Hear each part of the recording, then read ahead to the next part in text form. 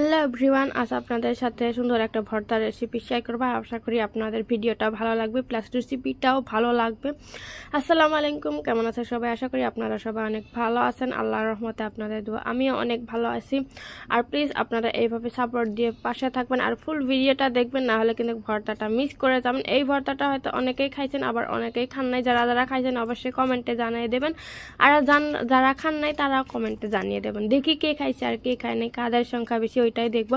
সেগুলো হচ্ছে চাল কুমড়ো, এগুলো আমি করে নিতেছি, কুটে নিতেছি। এগুলো আমাদের ক্ষেত থেকে নিয়ে আসছিলাম। ওই ভিডিওটা দিছি আমার পেজে প্লাস আমার চ্যানেলে দেওয়া আছে, আপনারা চাইলে দেখে নিতে পারেন। এগুলো আমাদের ক্ষেতের। তো এইখানে মিহি করে কুটে নিয়েছি, তারপরে আমি ফ্রাই করতেছি, মানে ভাজি করতেছি।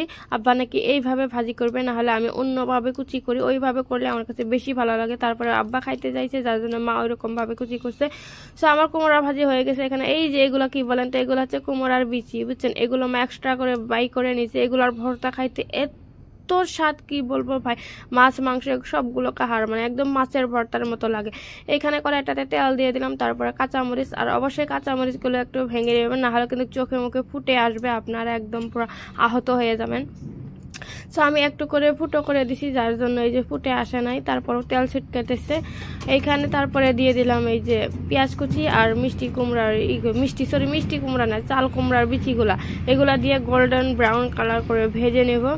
সো মাটির চুলায় রান্না ভাবতেই পারতেছেন, মানে ভাবেন একটু জাস্ট মাটির চুলায় রান্না, তারপরে শিলবাটার রান্না খাইতে যে কত ইয়ামি হয়ে যাবে। আর এখানে আমি আওয়াজ দিতেছি আর রাস্তা দিয়ে ট্র্যাক্টর যাইতেছে, যার জন্য অনেক বেশি অসুবিধা হয়ে গেল। সমস্যা নেই, আপনারা ভালো লাগলে অবশ্যই লাইক কমেন্ট করবেন। আর যেহেতু রেসিপি শেয়ার করতেছি, আপনারা কিন্তু মাঝখান থেকে যাবেন না, না হলে কিন্তু একদম ভুলে যাবেন। আর কে কে খাইছেন কে কে খান নাই অবশ্যই কমেন্টে জানিয়ে দিবেন। দেখি কে খাইছে আর কে খানে, কয়েকজন মানে কাদের সংখ্যা বেশি ওইটাই দেখবো আমি।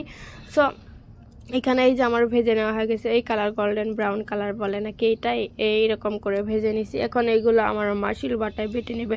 একটু মেহনত করলে আসলে এই মেহনতের বস্তু, মানে মেহনতের জিনিস খাইতে স্বাদ, বা বলে না ধৈর্যের ফল মিঠা, ওই রকম। সেখানে আমার মা এগুলো মানে ভর্তা করে নিতেছে শিলবাটা। এখানে লবণ দিয়ে দিল, আর আমি আপনাদেরকে দেখানোর জন্য একদম ফুল ভিডিওটা করছি। আর প্রথমে ভাবি নাই যে একদম মানে, না হলে কুমড়া থেকে যেরকম ভাবে বিচি বের করছি ওগুলো দেখাইতাম। আমার মা হুট করে বললো যা যেগুলো ভর্তারা বানাবো, তারপরে ভাবলাম যে আপনাদের সাথে শেয়ার করি, যার জন্য মাঝখান থেকে ভিডিওটা আমি শ্যুট করছি। না হলে কিন্তু একদম প্রথম থেকেই করতাম। সমস্যা নাই, আপনারা হয়তো বুঝে গেছেন, অবশ্যই বুঝবেন, কেন বুঝবেন না? এটা তো কোনো আর টাফ কাম না। তখন এইদিকে সুন্দরভাবে একদম ব্লেন্ড করে নেবেন, মানে শিলবাটায় বেটে নেবেন সুন্দরভাবে। আর এগুলো ব্লেন্ডার আইটেম ছিল, একটা ছিল মিষ্টি না, চাল কুমড়ো ভাজি, চাল কুমড়ো বিচির বড়া, আর ডাল ভর্তা।